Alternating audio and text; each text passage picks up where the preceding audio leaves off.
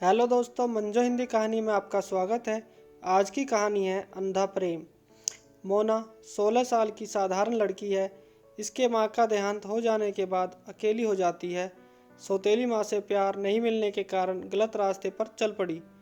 अकेलेपन को दूर करने के लिए किसी को दिल दे बैठी है और इसकी ज़िंदगी में अचानक भूचाल आ जाता है, जिसका निपटारा खुद कैसे करती है वो तो सुनने के बाद ही पता चलेगा। मोना के घर आते ही लड़ाई और झगड़े की आवाज़ें सुनाई पड़ने लगती हैं। उसकी सौतेली माँ भद्दी भद्दी गालियाँ दे रही है। उसके पिता की भी बीच बीच में आवाज़ें सुनाई पड़ने लगती हैं। उसकी माँ उसे कह रही है, बेहया कहीं की, बेशरम, अपने बाप की इज्जत का तनिक भी तुम्हें ख्याल नहीं है। समाज में किसी को मुंह दिखाने लायक नहीं रखेगी मुझे। मरते वक्त तुम्हारी माँ तुम्हें साथ लेकर जाती, परेशान करके रख दिया है तुमने मुझे। जल्दी से मेरे घर से बाहर निकल। मेरे घर में तुम्हारे रहने के लिए कोई जगह नहीं है। जा, कहीं जाकर मर। अभी तुम्हारी उम्र ही क्या हुई है यह सब करने की। मोना के कान पकड़कर उसके पिता गालों पर 2 थप्पड़ लगा देते हैं। बहुत बिगड़ गई है। तुम्हारी माँ भी किसी से कम नहीं थी। वह भी अपनी मनमानी करते हुए तो चली गई, लेकिन तुम्हें मेरे पास छोड़ गई। बदचलन लड़की कहीं की, यही सिखाया है मैंने तुम्हें? किस मुंह से मैं घर से बाहर निकलूंगा? मेरे दोस्त मुझसे क्या कहेंगे? कई तरह के सवाल पूछे जाएंगे। किसको किसको जवाब दूंगा? यह सब काम करने से पहले अपने बाप के बारे में तनिक भी नहीं सोचा। मोना 16 साल की लड़की है जो मिडिल स्कूल में पढ़ाई करती है, तो वह बहुत सीधी सादी पर न जाने वह किस रास्ते पर चल पड़ी है। अपने परिवार वाले से भी 2 मिनट नज़रें मिलाकर बात नहीं करती है। कोई उसके यहाँ चले जाए तो सबसे पहले वही कुर्सी निकालकर बैठने के लिए कहती है। समाज में किसी की बेटी कुछ बोल दे, अपने माँ बाप को तो मोना का उदाहरण देकर उसे समझाया जाता है। देख तो कितनी प्यारी लड़की है, अपने माँ बाप का कितना ख्याल रखती है, और एक तू है जो अपने माँ से गाल बजाने में कोई कसर नहीं छोड़ती। सच कहें तो पढ़ाई लिखाई में भी वह अव्वल है। एग्ज़ाम में हमेशा वह फर्स्ट डिवीज़न से पास करती है। शिक्षक भी उसकी बड़ाई करते नहीं थकते। पेंटिंग भी वह बहुत खूबसूरत बना लेती है और बहुत प्राइज़ भी वह जीती है। शायद सौतेली माँ के दुर्व्यवहार के कारण ही उसकी जेहन में गलत आचरण घर कर गई हो। शायद अपनों से ज़्यादा प्यार उसे बाहरी लोगों से मिला हो। वैसे उसके पिता ने उसे पढ़ाने में कोई कसर नहीं छोड़ी। उसके पिता दीनानाथ चौधरी, जो अपने समाज के जाने माने हस्ती हैं, उसे यह बात सताए जा रही है कि अब बेटी का क्या करे, जो इतनी कम उम्र में लोग क्या कहेंगे। अपनी पत्नी पार्वती से बोलते हैं, इसे कहीं दूर के रिश्तेदार के यहाँ छोड़ आते हैं। यहाँ रहेगी तो बहुत बदनामी होगी, लोग तरह तरह की बात करेंगे। मैं उन लोगों का जवाब नहीं दे पाऊंगा। क्यों ना एक बार लड़के के पिता से बात की जाए, आपका क्या ख्याल है? पार्वती चौधरी जी से कहती है। विचार तो उत्तम है, पर तिवारी जी मेरे घर में रिश्ता क्यों जोड़ेंगे? वह तो मेरी बिरादरी के नहीं है। फिर भी एक बार बात करके कोशिश करता हूँ, देखे मान जाए तो अच्छा है।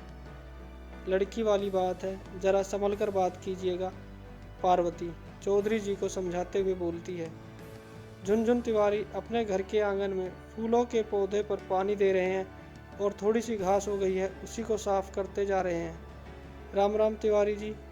चौधरी जी हाथ जोड़ते हुए तिवारी जी को नमस्कार करते हैं। हाँ भाई, राम राम। आज इतनी सुबह? तिवारी जी सवाल करते हैं।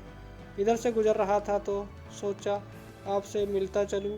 हाँ हाँ, क्यों नहीं, आइए बैठकर बात करते हैं। तिवारी जी उसे पास ही लगी हुई कुर्सी पर बैठने के लिए कहते हैं। अपने पत्नी कमला से कहते हैं, 2 कप चाय लेती आना, चौधरी जी आए हैं। और बताइए, सब खैरियत से है ना? तिवारी जी ने पूछा।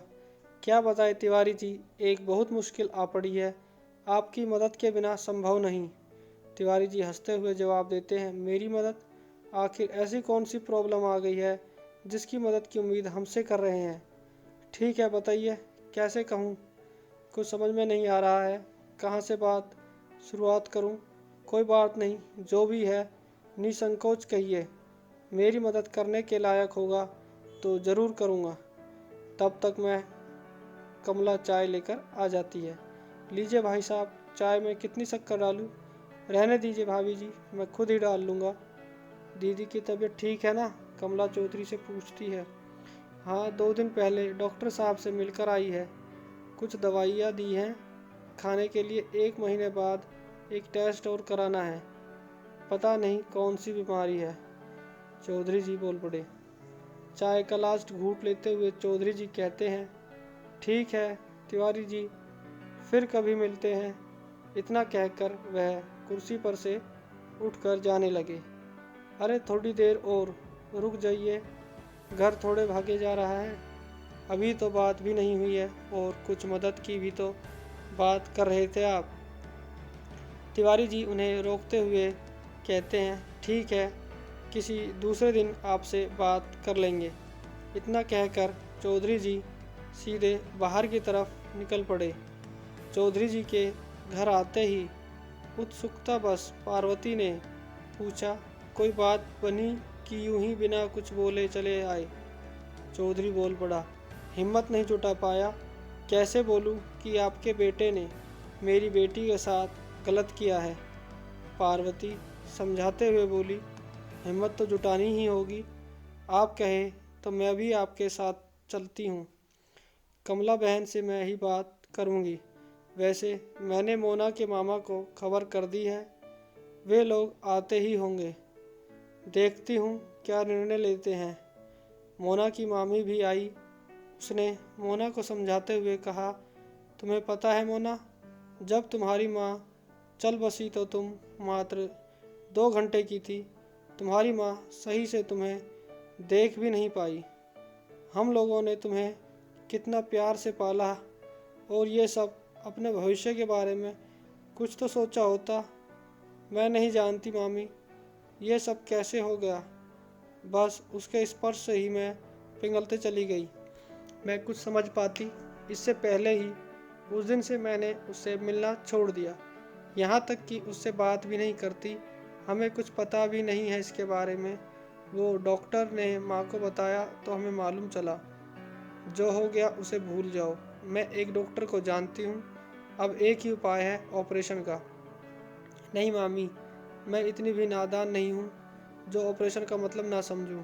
मैं ऑपरेशन नहीं कराऊंगी। यह मेरे प्यार की पहली निशानी है। इसे जन्म दूंगी।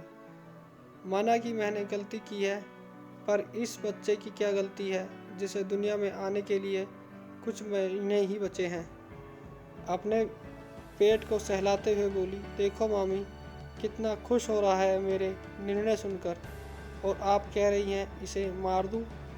सिसकती आवाज़ में मोना बोले जा रही थी। उसके आंखों के आंसू थमने का नाम नहीं ले रहे थे। मामी ने गुस्साते हुए कहा, बिन ब्याही माँ कहलाएगी। समाज के लोग देखकर ताने मारेंगे और फिर कौन तुमसे शादी करेगा। सारी जवानी बची हुई है, कोई तुम्हें नहीं रखेगा। तुम और तुम्हारे बच्चे भटकेंगे सड़क पर, आते जाते भेड़िए की नज़र से देखेंगे। कब तक बचोगी तुम? कच्चा चबा जाएंगे अकेले देखकर। मैं कुछ नहीं समझती, बस मुझे इसे जन्म देना है। आप कुछ भी कहें, आपकी बात मैं नहीं रखूंगी। उसके निर्णय से उसके पिता की ओर ज़्यादा परेशानी बढ़ गई। वो तो सोच रहे थे मोना को ही ख़त्म कर देते हैं। ना रहेगी मोना, ना रहेगा इसका बच्चा। पर वो क्या कर सकते थे। बेटी की मोह माया जो है। तिवारी जी समझदार व्यक्ति थे। जब उन्हें इसकी जानकारी मिली तो अपने बेटे को बुलाकर पूछा। उसके बेटे ने जवाब दिया, मैंने उसे डिनर पर लेकर गया था और वहीं ये सब हुआ। तिवारी जी को समझते देर न लगी। उसने अपने बेटे को डांट फटकार कर दूसरे जगह भेज दिया और चौधरी जी को बुलाकर कहा, देखो चौधरी, तुम मेरे अच्छे दोस्त हो, मैं तुम्हें निराश नहीं करूँगा, लेकिन अभी इन दोनों की उम्र बहुत कम है, शादी के लिए फिट नहीं बैठती, और कानून भी तो कहता है कि बालिग होने पर ही शादी होनी चाहिए। तो ऐसा करते हैं हम लोग और 4-5 साल इंतज़ार कर लेते हैं, तब शादी के बारे में सोचेंगे। चौधरी जी निराश होते हुए बोला, 4-5 साल तो बहुत हो जाएंगे तिवारी जी, और मेरी बेटी भी तो पेट से है। उसका क्या होगा? आखिर बच्चे जन्मने के बाद समाज में मेरी क्या इज्जत रह जाएगी? बेटी का बाहर निकलना भी मुश्किल पड़ जाएगा। लोग उसे देखकर ताने मारेंगे। तिवारी जी ने जवाब दिया, तो वैसा करते हैं, दोनों की शादी किसी मंदिर में करवा देते हैं। आप निश्चिंत हो जाइएगा और मैं भी। जब दोनों बालिग हो जाएंगे तो फिर से दोनों की शादी बड़ी धूमधाम से कर देंगे। चौधरी जी खुश होते हुए बोला, बहुत अच्छी बात है, तो अभी से ही मैं पंडित जी से बात करने निकल पड़ता हूँ। और इतना कहते हुए चौधरी जी बाहर की तरफ निकल पड़े। चौधरी जी के जाते ही झुनझुन तिवारी की पत्नी कमला अपने पति पर चिल्लाने लगी, ऐसे कैसे शादी हो जाएगी? वह भी मंदिर में जाकर? ना कोई बैंड बाजा, ना कोई हमारे अपने सगे संबंधी को बुला सके, और मेरे परिवार वालों को इसकी जानकारी मिलेगी तो वह क्या कहेंगे? मुझे नहीं जी, मैं शादी नहीं होने दूंगी। बेटा नादान है, इन चीज़ों के बारे में उसे मालूम नहीं है तो हो गई नादानी। ऐसे तो आए दिन होता रहता है। बेटा है, मौज मस्ती करने का हक है। बेटा है तो कुछ भी करेगा, किसी की इज्जत से भी खिलवाड़ करेगा। तुम कहना क्या चाहती हो? देखो कमला, चौधरी जी की इज्जत का सवाल है और अपने बेटे को नहीं पूछा तुमने। यह सब करने की क्या ज़रूरत थी? आज जो चौधरी जी को परेशानी हो रही है और सिर्फ तुम्हारे बेटे की वजह से, तो मेरी यह जिम्मेदारी बनती है कि इस समस्या का निदान हमें ही करना है। आप कुछ भी कहो जी, मैं ये शादी नहीं होने दूंगी। शादी तो होकर रहेगी। मैं आज ही विक्की को बुलाकर शादी करवाता हूँ, तिवारी अपनी पत्नी को डांटते हुए बोला। जब तिवारी जी के ससुर को इनकी भनक लगी तो वह समझाने के लिए तिवारी के घर पहुँचा। देखो दामाद जी, यह सब तो इस उम्र में होते रहता है और हम तो लड़के वाले हैं, हमें क्या प्रॉब्लम होगी? उस लड़की को ना समझना चाहिए। गलती उस लड़की की है तो उसे ही भुगतने दो, हम लोगों का क्या है? शादी का प्लान कैंसिल करो और कुछ दिनों के लिए विक्की को मेरे घर भेज दो, वहीं पढ़ाई लिखाई करेगा। तिवारी जी को अपने ससुर की यह बात पसंद नहीं आई। उसने अपने ससुर से कहा, अगर मेरी बेटी के साथ ऐसा होता तो क्या आप अब भी यही बात बोलते? माना कि गलती उस लड़की की है, लेकिन अकेले में कैसे मान लूँ कि सिर्फ गलती उसी की है? गलती की वजह भी तो विक्की ही बना है। आप लोग यह बात क्यों नहीं सोचते? किसी की इज्जत जा रही हो और उसे बचाने के सिवाय आप लोग उसकी इज्जत को बाजार में नीलाम करने जा रहे हैं। कैसी सोच है आप लोगों की? गांव और समाज के लोगों को धीरे धीरे इसकी भनक लगने लगी। चौधरी जी के मुंह पर तो कोई कुछ नहीं बोलता, मगर उसके जाते ही चर्चे शुरू हो जाते। तिवारी जी किसी तरह अपनी पत्नी और ससुर को शादी करने के लिए मना लेता है। मंदिर के पुजारी दोनों की शादी करवाते हुए कहा, धन्य है आप दोनों का परिवार, जो आप लोगों ने इतना बड़ा निर्णय किया। आज के ज़माने में ऐसा कहाँ होता है। तिवारी जी, हमेशा तो मैंने लड़की वालों की ही बेइज्जती होते हुए देखी है। आपको देखकर कुछ और लोगों की नींद खुल जाए तो ज़माना कितना सुंदर हो जाएगा। फिक्र मत कीजिए पंडित जी, धीरे धीरे ज़माना मॉडल हो रहा है और बदल भी रहा है। हम भी बदले, कल हमारे जनरेशन जो आएंगी वह भी बदलेंगी। समाज, देश, दुनिया सब इसी राह पर चलेंगे। गलती की है तो सज़ा तो भुगतनी ही पड़ेगी। अब आप ही देखिए, पढ़ने लिखने की उम्र में इन दोनों ने ऐसा किया तो मैं भला क्या करता। शादी तो करनी ही थी। अब रही पढ़ाई लिखाई की बात, तो इन दोनों की मर्जी, पढ़े या मौज मस्ती में समय बिताए। और आजकल के बच्चे बाप की बातों को रखते कहाँ हैं, जो मर्जी आते हैं वही करते हैं। शादी होते ही तिवारी ने चौधरी से कहा, अब आपकी बेटी हमारे घर की भी बेटी है। इसे विदा कर मैं अपने घर ले जा रहा हूँ और इसकी पढ़ाई लिखाई की पूरी जिम्मेदारी अब मेरी है। हाँ, और एक बात, मैं अपने बेटे को पढ़ने के लिए दूसरी जगह भेज रहा हूँ। 5 साल तक इन दोनों के बीच मिलना जुलना बंद रहेगा। चौधरी ने तिवारी से हाथ जोड़कर कहा, अब तो मैं अपनी बेटी आपके पास छोड़कर जा रहा हूँ। आपकी मर्जी, जैसे आप इसे रखेंगे मुझे खुशी मिलेगी। आप मेरे घर की इज्जत रख लिए। आज के समय में अपनों के लिए भी इतना कोई नहीं करता जितना आपने मेरे लिए किया है। ऐसी बातें क्यों करते हो चौधरी? बच्चों की गलतियों को अगर हम लोग नज़रअंदाज करते रहे तो इंसानियत नाम की कोई चीज़ ही नहीं रह जाएगी।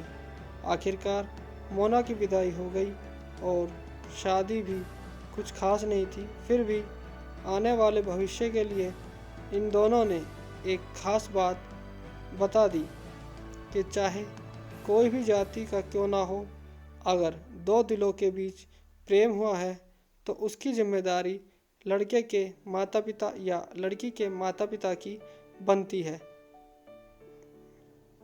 दोस्तों, अगर आपको ये कहानी पसंद आई तो कृपया वीडियो को लाइक कर दें और हमारे चैनल को सब्सक्राइब ज़रूर करें। धन्यवाद।